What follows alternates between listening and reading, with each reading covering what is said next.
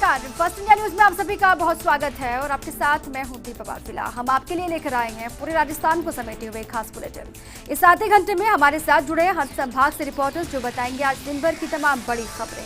क्या कुछ खास रहा आपके जिले, आपके कस्बे, आपके संभाग में, यही जानने के लिए शुरू करते हैं राजस्थान 10 बजे।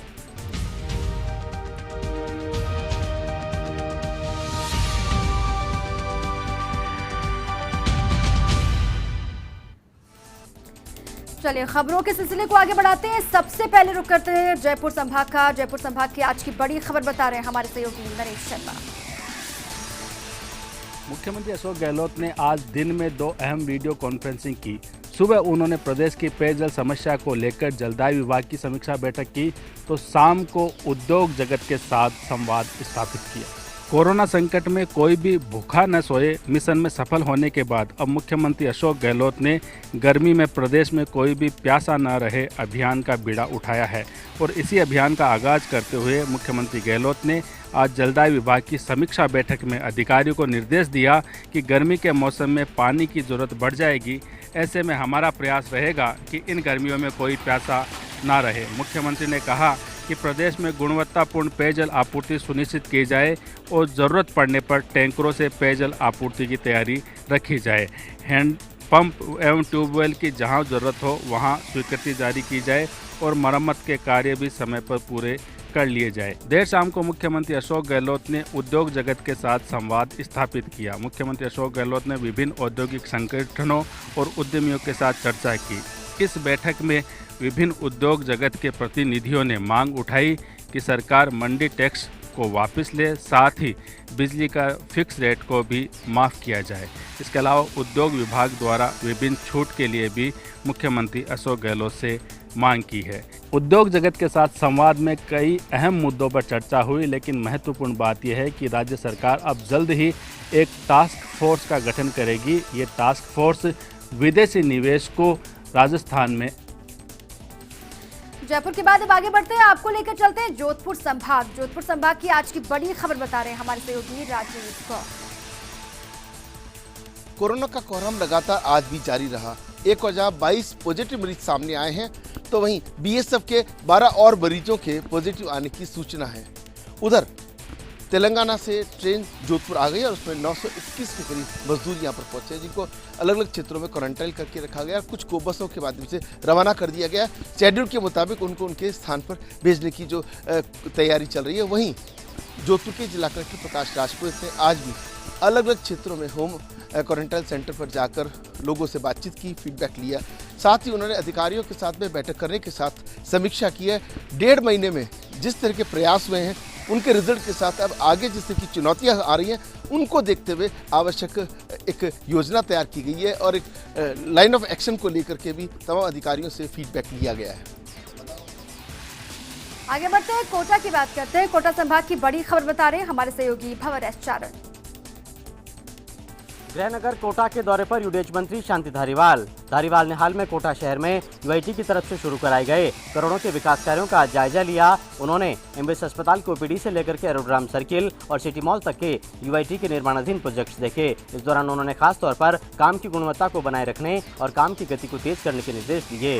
बाद में धारीवाल ने पत्रकारों से बात करते हुए दावा किया कि कोटा शहर में रेहड़ी ठेला चालकों समेत विभिन्न जरूरतमंद वर्गों के करीब 1350 लोगों के खातों में नगर निगम ने 2,500 रुपए की राशि पहुंचाई है और साथ में कोटा में श्रम विभाग की तरफ से मजदूर डायरी वाले करीब 29,000 पंजीकृत श्रमिकों को भी 1,000 की मदद राशि सीधे उनके खाते में दी गई है। धारीवाल ने इस दौरान केंद्र सरकार को भी आड़े हाथों लिया। उन्होंने आरोप लगाया कि केंद्र ने राजस्थान के हिस्से का करोड़ों का राजस्व तो रोक ही रखा है, ऊपर से कोरोना फंड के नाम पर राजस्थान को कुछ भी नहीं दिया है। केंद्र सरकार पर यह आरोप भी लगाया कि सरकार एक तरफ तो किसानों की आमदनी दोगुनी करने के दावे कर रही है, दूसरी तरफ कोटा में 7.5 लाख मीट्रिक टन की बम्पर पैदावार के बाद भी किसानों से गेहूं की संपूर्ण खरीद वादा करने के बावजूद भी नहीं कर रही है और इसके चलते किसानों को करोड़ों का नुकसान हो रहा है और उनको न्यूनतम समर्थन मूल्य भी अपनी उपज का मिल नहीं पा रहा है। धारीवाल ने ये तक आरोप लगाए कि राजस्थान में जिस तरह से कोरोना फैला है उसके पीछे भी केंद्र सरकार की लापरवाही जिम्मेदार है। धारीवाल ने इस दौरान रैपिड एंटीबॉडी टेस्ट किट का हवाला दिया। उन्होंने कहा कि इस टेस्ट किट से फर्जी जांच रिपोर्ट आई और इसके चलते कोरोना फैलता ही चला गया और इसीलिए राजस्थान इन किट्स की शिकायत करने वाला पहला राज्य बना था और बाद में राजस्थान की सारी शिकायतें ठीक पाई गई थी। बीच कोटा के आइसोलेशन सेंटर से अच्छी खबर है, यहाँ ठीक होने के बाद आज 10 और मरीजों को डिस्चार्ज कर दिया गया है।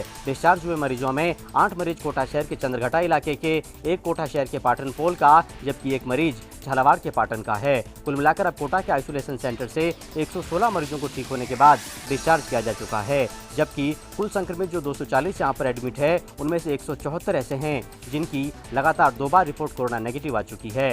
हालांकि इस बीच में कोटा शहर के मकबरा इलाके के रहने वाले 76 वर्षीय कोरोना पीड़ित बुजुर्ग की आज मौत भी होगी और इसके साथ ही कोटा में कोरोना से मौतों का आंकड़ा भी 2 अंकों में बढ़कर 10 तक पहुंच गया है। अस्पताल प्रबंधन के मुताबिक ये मृतक मोटापे की बीमारी का शिकार थे। उन्हें वेंटिलेटर पर लेकर बचाने का प्रयास किया गया, लेकिन उनकी जान नहीं बचाई जा सकी। कोटा के बाद आगे बढ़ते हैं, बीकानेर संभाग की बात करते हैं। बीकानेर संभाग की आज की बड़ी खबर बता रहे हैं हमारे सहयोगी लक्ष्मण राघव। बीकानेर के व्यास कॉलोनी थाना इलाके में एक भूखंड को लेकर हुई मारपीट और आगजनी में 3 लोग घायल हुए हैं। सूचना पर पुलिस मौके पर पहुंची। सीआई गोविंद चांद का कहना है कि पूरे मामले की पड़ताल कर रहे हैं, जो एफआईआर दी गई है उसके हिसाब से कार्रवाई की जाएगी। तो इधर बीकानेर की बीचवाल पुलिस को एक बड़ी सफलता मिली जब उसने लॉकडाउन में हुए एक ब्लाइंड मर्डर को सुलझा लिया। दरअसल एक मजदूर महिला के साथ गैंगरेप हुआ और उसके बाद उसकी हत्या कर दी गई थी। थानाधिकारी मनोज शर्मा की अगुवाई में पुलिस को सफलता मिली और 2 आरोपियों को गिरफ्तार कर लिया। एसपी प्रदीप मोहन शर्मा ने पूरे घटनाक्रम की प्रेस कॉन्फ्रेंस कर जानकारी देते हुए कहा कि पुलिस ने लॉकडाउन के बावजूद बेहतर काम किया है। उन्होंने कहा थानाधिकारी की अगुवाई में अनुसंधान किया गया और जिस तरह से क्लू मिले दोनों को गिरफ्तार कर लिया गया है। एसपी प्रदीप मोहन शर्मा ने थानाधिकारी मनोज शर्मा और आईओ सुमन की तारीफ करते हुए कहा कि लॉकडाउन में हमें ध्यान रखना है, खासतौर पर अपराधों और चोरियों को लेकर पुलिस सतर्कता बरते। चलिए आगे बढ़ते हैं, बात उदयपुर की करते हैं। उदयपुर संभाग की आज की बड़ी खबर बता रहे हैं हमारे सहयोगी रवि शर्मा। बिग सिटी उदयपुर में कोरोना का कहर लगातार जारी है। कल देर रात एक होमगार्ड जवान के कोरोना पॉजिटिव पाए जाने के बाद आज इसी जवान के 4 परिजन भी कोरोना संक्रमित पाए गए। सूरजपोल थाना क्षेत्र के कांजी का हाटा इलाके में इस संक्रमित पाए गए होमगार्ड के आसपास के इलाकों में कर्फ्यू लगा दिया गया। किसी भी तरह के आवागमन पर पाबंदी लगा दी गई और अब उदयपुर जिले में कोरोना संक्रमित का आंकड़ा 20 पर जा पहुंचा है और ऐसे में जिला प्रशासन और स्वास्थ्य विभाग लगातार सावचेत है कि ये आंकड़ा और बढ़ने ना पाए। कल देर रात कोरोना संक्रमित पाए गए होमगार्ड जवान के 4 परिवारजनों की रिपोर्ट आज पॉजिटिव पाई गई। इसके साथ ही उदयपुर जिले में कोरोना संक्रमित मरीजों की संख्या बढ़कर 20 हो गई है। सूरजपोल थाना क्षेत्र के कांजी का हाटा क्षेत्र के निवासी होमगार्ड जवान के कोरोना संक्रमित पाए जाने के बाद पूरे इलाके में कर्फ्यू लगा दिया गया। साथ ही निगम की टीमों ने पूरे क्षेत्र में सैनिटाइजेशन किया है ताकि कोरोना वायरस की रोकथाम की जा सके। हालांकि कांजी का हाटा इलाके में आज कोरोना संक्रमित पाए गए होमगार्ड्स के क्लोज कॉन्टैक्ट्स वाले लोगों के लिए डिस्पेंसरी में कोरोना जांच की व्यवस्था की गई, लेकिन लोग सोशल डिस्टेंसिंग का पालन नहीं करते हुए पाए गए और ऐसे में पुलिस और प्रशासन साथ ही स्वास्थ्य विभाग के अधिकारियों ने उन्हें निर्देशित किया कि वो सोशल डिस्टेंसिंग का पालन करें ताकि कोरोना संक्रमण के प्रसार को रोका जा सके। अब चलिए आगे बढ़ते हैं, रुक करते हैं अजमेर संभाग का। अजमेर संभाग की आज की बड़ी खबर बता रहे हैं हमारे सहयोगी कौशल जैन। कोरोना पॉजिटिव रोगियों की संख्या का सिलसिला बढ़ता जा रहा है, नहीं ले रहा थमने का नाम। अजमेर में 1 और 5 ब्यावर में पॉजिटिव रोगी आज आए सामने। अजमेर सहित निकटतम ब्यावर में कोरोना पॉजिटिव मरीजों के मिलने का सिलसिला लगातार जारी है। ब्यावर में 5 और कोरोना पॉजिटिव मामले सामने आने के बाद ब्यावर में अब कुल 11 मामले कोरोना पॉजिटिव के हो गए। हालांकि पॉजिटिव लोगों को पहले ही क्वारंटाइन सेंटर में रखा गया था। सूचना मिलते ही अस्पताल प्रबंधन ने उक्त पॉजिटिव रोगियों को अजमेर रेफर कर दिया। बताया जा रहा है कि इनमें से 2 लोग ब्यावर, 2 मसूदा क्षेत्र से और 1 रायपुर क्षेत्र का रहने वाला है। सभी लोगों को राजकीय अमृत कौर अस्पताल में क्वारंटाइन किया गया था। पॉजिटिव आते ही सभी लोगों को अजमेर रेफर कर दिया गया। वहीं पुलिस प्रशासन ने भी सख्ती बरतते हुए शहर सहित आसपास के क्षेत्रों में निगरानी बढ़ाते हुए लोगों को घरों में रहने की अपील की। ज्ञात रहे पूर्व में रूपनगढ़, रूपनगर, मसूदा, सेंद्रिया तथा गढ़ी हाउसिंग क्षेत्र से 5 पॉजिटिव मामले सामने आ चुके हैं, जिसके बाद ब्यावर में अब कोरोना पॉजिटिव रोगियों की संख्या बढ़कर 11 हो गई। तो वहीं अजमेर में 1 रोगी और बढ़ गया है। एक और कोरोना रोगियों की संख्या बढ़ने का मामला, तो वहीं दूसरी ओर प्रशासन की सख्ती। निश्चित रूप से अभी कहीं ना कहीं सावधानी बरतने की जरूरत और है। आगे बढ़ते हैं बात भरतपुर की। भरतपुर संभाग की आज की बड़ी खबर बता रहे हैं हमारे सहयोगी दीपक लवानिया। भरतपुर जिले के छोटे से गांव गिरधरपुर के युवा मोर्चा के युवाओं ने इन दिनों कोरोना से पूरा मोर्चा ले रखा है और इन युवाओं का पूरा प्रयास है कि वो गांव में किसी भी सूरत में कोरोना को प्रवेश नहीं करने देंगे। कोरोना वायरस से चल रही जंग में सभी अपनी अलग अलग भूमिका निभा रहे हैं, तो वहीं भरतपुर के समीप का गिरधरपुर गांव कोरोना की जंग को लेकर एक मिसाल बन गया है। गिरधरपुर गांव के युवा मोर्चा ने कोरोना का सामना करने के लिए पूरा मोर्चा संभाल रखा है और उनकी पूरी कोशिश है कि वो किसी भी सूरत में कोरोना को गांव में प्रवेश नहीं करने देंगे। युवा मोर्चा के पदाधिकारियों ने गांव के मुख्य प्रवेश द्वार पर बाकायदा एक चुंगी नाका बना रखा है और हर आने जाने वाले व्यक्ति पर पूरी नज़र इनकी रहती है। युवाओं ने गांव में जगह जगह कोरोना बचाव के संबंध में फ्लैक्स बोर्ड बनवाकर लगवाए हैं और युवा मोर्चा के वॉलंटियर रोजाना पूरे गांव को सैनिटाइज भी करते हैं। गांव की छोटी लड़कियां रोजाना मास्क बनाने के काम में जुटी रहती हैं।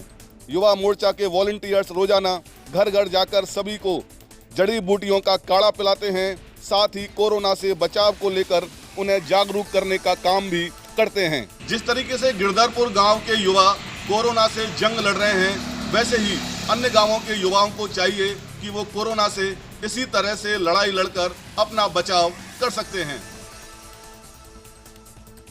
चलिए, अपने अपने संभागों की बड़ी खबरें दर्शकों तक पहुंचाने के लिए आप सभी का बहुत शुक्रिया। खबरें लगातार जारी हैं। एक छोटे से ब्रेक के लिए यहाँ पर रुक रहे हैं, आप रहेंगे हमारे साथ।